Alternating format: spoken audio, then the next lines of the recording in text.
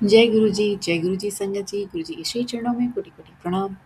संगत जी, मेरा आज का शुक्राना सत्संग बहुत ही क्यूट सा है और मुझे बहुत ही लाइक ऐसा आभास हुआ कि गुरु जी महाराज मेरे साथ कितने क्लोज़ हैं। ये कोटि-कोटि शुक्राना है मालिका की वो इतने सुंदर-सुंदर अनुभव हमें देते हैं और बस आनंद आ जाता है। तो क्या हुआ कि मेरे पास एक गुरुजी महाराज का स्वरूप मैंने अपने घर में लगाया हुआ है मतलब लाइक मंदिर में तो है ही है और गुरुजी महाराज के ब्लेसिंग स्वरूप मिले थे मुझे तो छोटे-छोटे पॉकेट साइज़ स्वरूप थे वो। तो मैंने उनको अपने हर घर के हर बेडरूम में लगा दिया है।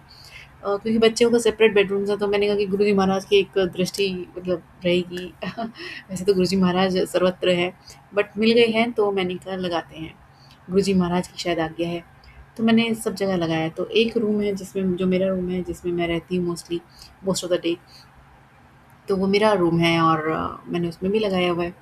तो अब क्या हुआ है कि उस रूम में मेरे पास लाइक मैंने उसको बहुत ही लीस्ट प्रायोरिटी पर रखा था कि मैं कम से कम फर्नीचर मिनिमल फर्नीचर है उसमें, बस एक वो ओपन लाइक खुला सा एक रूम है, मतलब छोटा सा रूम है और it is but just like it doesn't has any furniture in it initially. धीरे धीरे आ रहा है इधर उधर से, जैसे दूसरे रूम का एक्स्ट्रा है तो उसमें चलो इसमें डाल देते हैं, सुंदर मतलब काम निकाल लेते हैं इस टाइप का। तो मेरे पास एक साइड टेबल था, उसकी थोड़े मतलब ज़्यादा अच्छा नया नहीं था बट था, तो मैंने कहा चलो ठीक है, मैं मतलब मैंने उसको ठीक-ठाक किया, उसको थोड़ा-सा पोंछ-पाछ के अच्छे से क्लीन करके और उसको फिक्स करके उसकी लेग्स को मैंने उस पे गुरुजी महाराज का स्वरूप रखा और इस बात को हो गए करीब प्रोबेबली 5-6 महीने हो गए शायद से।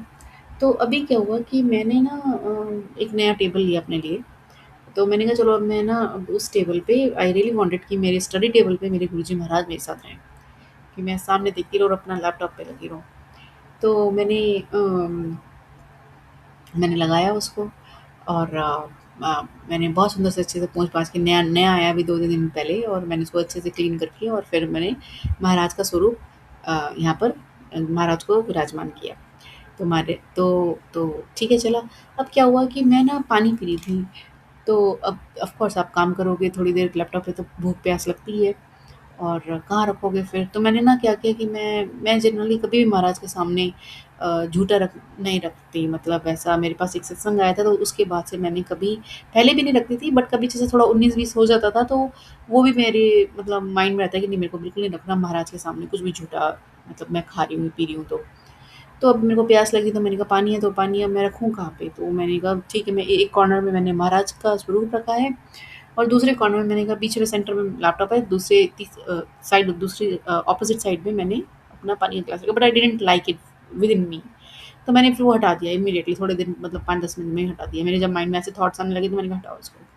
तो ख़ैर एनीवेज़ ये हो गया, ये फर्स्ट डे की बात है। तो शाम होगी, रात होगी, सो गए, सब हो गया। मॉर्निंग में जब मैं सत्संग सुनती हूँ तो संगत जी मेरे पास मैसेज आता है मॉर्निंग में, "तूने मेरा स्वरूप वहाँ से क्यों हटाया? तुझे पता है मैं अपने स्वरूप में साक्षात विराजमान होता हूँ।" ये 2 लाइनें लिखी थी and I was so surprised and I was thrilled and I was like कि मैंने ऐसे गलती क्यों कर दी? मतलब हमें नहीं पता कि हमारे महाराज को क्या चाहिए, एक्चुअली हमें नहीं पता। इट इज़ अब मैंने पढ़ा तो मैं मुझसे रहा नहीं गया। मैंने एक लैंप दूसरे रूम में लाइक होम ऑफिस है जैसे हमारे एक रूम बनाया है, तो उसमें मैंने एक लैंप रखा हुआ है और उसके मतलब एक टेबल पर सुंदर से टेबल पर मैंने लैंप रखा है, ऑल्दो वो भी इतना फिक्स नहीं था, थोड़ा लूज़ हो गया था तो मैंने उसको अगेन फिक्स किया। घर की चीज़ें हैं तो ठीक है, हमारे महाराज तो सिंपल से हैं, आई होप कि महाराज स्वीकार करें। तो मैंने उसको लैंप हटाया और पूरा सब कुछ नया टेबल लाया और मतलब नया नहीं है, लाइक दूसरा टेबल लाया एंड मैंने वहाँ पे महाराज का स्वरूप रखा उसी जगह पे बट डिफरेंट टेबल पे पोंछ-पाछ के रख दिया। तो कहने का अर्थ ये है कि महाराज अपनी लाइक्स डिसलाइक्स बताते हैं। ये मतलब ऐसा पहले भी हुआ है और मतलब अभी तो बिल्कुल क्लियर कट है, तो शुक्राना है मालिक का। ऐसे ही नज़दीकी मैंने पहली बार नहीं महसूस करी, मैंने पहले भी महसूस करी है। मगर इस बात की क्लैरिटी है कि I am not alone, Maharaj is with me. उन्होंने कहा है कि वो अपने स्वरूप में होते हैं तो वो होते हैं और ये मतलब आपने कुछ किया और इमीडिएटली आपके पास सत्संग आ गया या कोई ऐसा मैसेज आपको टेलीपैथिकली मिल गया, it is not a coincidence. It cannot be coincidence. Okay, once it happens, okay, I can consider it. Twice, maybe thrice, but not every time. तो ये जो है ये महाराज की कृपा है, this is called telepathy. Telepathy के डिफरेंट मीन्स हो सकते हैं, है ना?